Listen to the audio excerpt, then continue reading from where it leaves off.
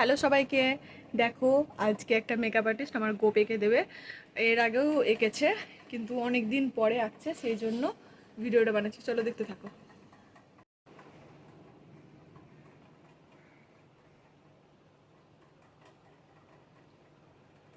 আজকে কিন্তু তোকে হিটলার সাজাবো, ঠিক আছে? ভালো লাগবে? চুপ, বেশি কথা না।